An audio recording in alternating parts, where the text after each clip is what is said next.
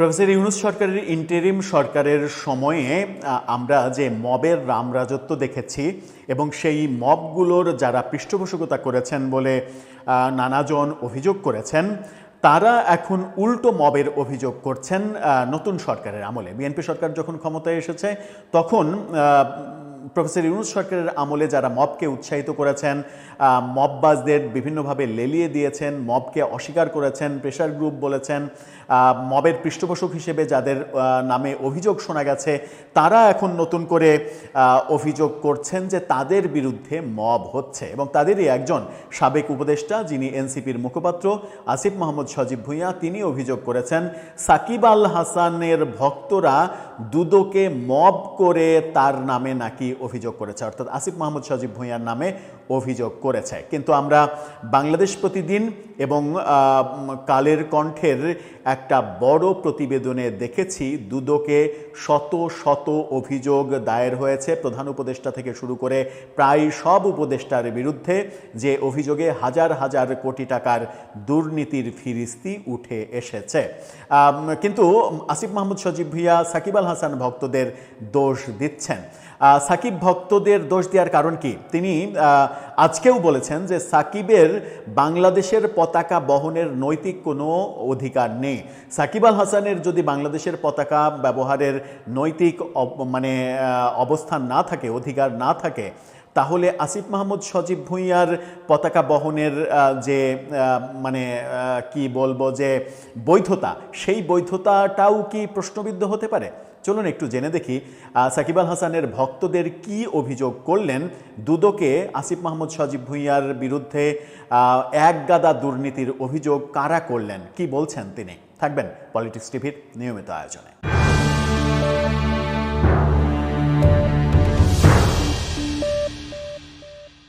দর্শক, বলছিলাম সাকিবের ভক্তরা আসিফের বিরুদ্ধে দুদকে অভিযোগ করেছে এবং সেই অভিযোগের পরিপ্রেক্ষিতে দুদক ব্যবস্থা নিতে পারে, এরকম একটা শঙ্কা যখন জেগেছে তখন আসিফ মাহমুদ সজীব ভুঁইয়া এরকম অভিযোগ করছেন।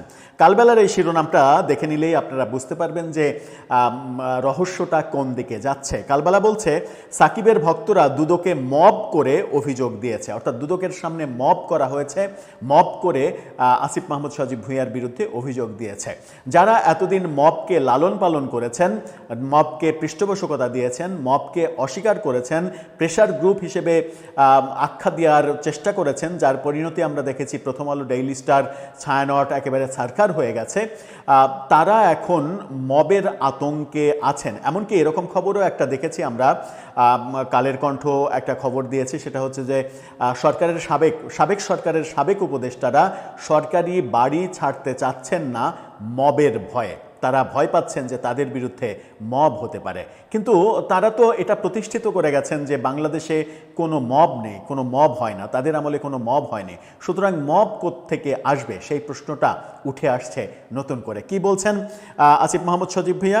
ক্রিকেটার সাকিব আল হাসানের ভক্তরা দুর্নীতি দমন কমিশনে মব করে অভিযোগ দিয়েছে বলে মন্তব্য করেছেন আসিফ মাহমুদ সজীব ভুঁইয়া। রাজধানীর শ্যামপুরে এনসিপির ইফতার মাহফিল শেষে তিনি এই কথা বলেন আজকে। আসিফ মাহমুদ সজীব ভুঁইয়া বলেন সাকিব আল হাসানকে খেলতে না দেওয়ার কারণে তার ভক্তরা দুদকে মব সৃষ্টি করে। খুবই ভালো কথা। তিনি বলছেন যে তার ভক্তরা দুদকে মব সৃষ্টি করে, খেলতে না দেওয়া যদি অপরাধ হয় তাহলে আমি অপরাধী। সাকিবকে খেলতে না দেওয়া কি অপরাধের মধ্যে পড়ে না? আপনি কি মনে করেন যে সাকিবের বিরুদ্ধে যা যা করা হয়েছে সেগুলো ঠিকঠাক করা হয়েছে? সেই প্রশ্নটা অনেকেই তুলছেন এরই মাঝে। ইফতার মাহফিলে দেওয়া বক্তব্যে তিনি বলেন নাগরিক সমস্যা সমাধানের মধ্য দিয়ে নতুন রাজনীতির বিনির্মাণ করতে চায় এনসিপি। আগামী স্থানীয় সরকার নির্বাচন নিয়ে তারা কাজ করছে, এই অনেক কথা বলেছেন। কিন্তু অনেক কথার মধ্যে মোদ্দা কথা এবং মূল কথা, বড় কথা হচ্ছে সাকিবকে খেলতে দেয়া হয়নি, এই কথাটা তিনি নিজে স্বীকার করে নিয়েছেন। অর্থাৎ সাকিব যে বাংলাদেশ দলে খেলতে পারেননি, সাকিব যে দেশে ফিরতে পারেননি, সাকিবের কাছ থেকে যে জাতীয় দলে খেলার অধিকার কেড়ে নেওয়া হয়েছে, সেটা তিনি স্বীকার করে নিচ্ছেন। এখন প্রশ্ন হচ্ছে যে সেটা কি তিনি ঠিক করেছেন নাকি ভুল করেছেন? বর্তমান সরকার এসে সাকিব যেন দলে ফিরতে পারে সেই উদ্যোগ গ্রহণ করেছে। তাহলে কি বর্তমান সরকার ভুল সিদ্ধান্ত নিল সাকিবকে দলে ফেরানোর উদ্যোগ নিয়ে? প্রশ্নটা এখানে। আর সাকিবের ভক্তরা মব তৈরি করে দুদকে তার নামে অভিযোগ করছে, ব্যাপারটা কেমন কেমন যেন লাগে। কারণ মবের তো কোনো অস্তিত্ব নেই বাংলাদেশে।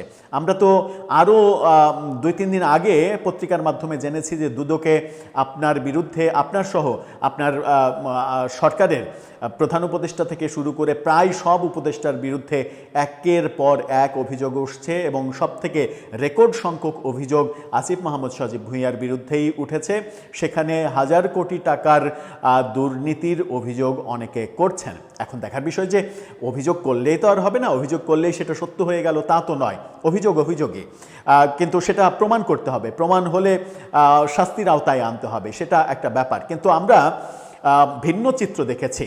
ভিন্ন চিত্র কি? সেটা হচ্ছে যে তাদের সরকারের আমলে শুধুমাত্র অভিযোগের ভিত্তিতে হাজার হাজার মানুষকে, নিরপরাধ মানুষকে জেলে রাখার অভিযোগ অনেকে করেছেন একের পর এক, এবং তার মধ্যে বরেণ্য সাংবাদিকরাও আছেন, যেমন আনিস আলমগীর। আনিস আলমগীরের একমাত্র অপরাধ কী ছিল? প্রফেসর ইউনূসের সমালোচনা করা। প্রফেসর ইউনূসের সমালোচনা অনেক বেশি করে ফেলেছিলেন তিনি, হয়তো একটু বেশি মারাত্মক এবং আক্রমণাত্মক শব্দ ব্যবহার করে ফেলেছিলেন, সেই জন্য তাকে সন্ত্রাস দমন আইনে জেলে ভরা হয়েছে। ব্যাপারগুলো তো আমরা দেখেছি, এবং সব কিছুই অভিযোগের ভিত্তিতে করা হয়েছে। এর আগেও রিপোর্টার্স ইউনিটে মুক্তিযোদ্ধাদের সমাবেশে সাংবাদিক, মুক্তিযোদ্ধা, শিক্ষকদের যেভাবে হেনস্থা করে রাত পর্যন্ত আটকে রেখে গভীর রাতে নতুন মামলা করে সন্ত্রাস বিরোধী আইনে তাদেরকে কারাগারে দেয়া হলো, সেখানে সাংবাদিক, শিক্ষক, ঢাকা বিশ্ববিদ্যালয়ের শিক্ষকরা ছিলেন। সেই ব্যাপারগুলো আমরা দেখেছি শুধুমাত্র অভিযোগের ভিত্তিতে। অথচ বর্তমানে আমরা দেখছি যে দুদকে হাজার হাজার অভিযোগ জমা হয়েছে, কিন্তু এখন পর্যন্ত দুদক বিগত সরকারের উপদেষ্টাদের বিরুদ্ধে কোনো ধরনের কোনো কথা, একটি শব্দ উচ্চারণ করেনি। তার মানে কি এক দেশে দুই আইন চলছে? এক দেশে দুই আইন যখন চলছে, তখন আমরা দেখছি যে আফগানিস্তানে এই ব্যাপারটা পাশ হয়ে গেছে, যে রাজার জন্য এক আইন, প্রজার জন্য এক আইন, দাসীর জন্য এক আইন। এই আইন কিন্তু আফগানিস্তানে পাশ হয়ে গেছে। বাংলাদেশেও কি অজান্তে সেই আইনটা পাশ হয়ে গেল নাকি, যে কারো বিরুদ্ধে শুধুমাত্র অভিযোগের ভিত্তিতে জেলে দিয়ে দেওয়া যাবে, কিংবা তাকে জেলে পচে মরতে হবে, আর কারো বিরুদ্ধে হাজার হাজার অভিযোগ থাকলেও সেটা প্রমাণ না হওয়া পর্যন্ত তার বিরুদ্ধে কোনো গ্রেপ্তার কিংবা দেশ থেকে নিষেধাজ্ঞা কিংবা এই জাতীয় কোনো কিছু হবে না? দর্শক, আপনার কাছে কি মনে হয়? সাকিবের ভক্তরা কি এতই বেশি উচ্ছৃঙ্খলতা সত্যিই দেখিয়েছে? সেটা হয়তো নতুন একটা প্রেশার গ্রুপ হতে পারে। আপনার মন্তব্য জানিয়ে লিখতে পারেন আমাদের কমেন্ট বক্সে।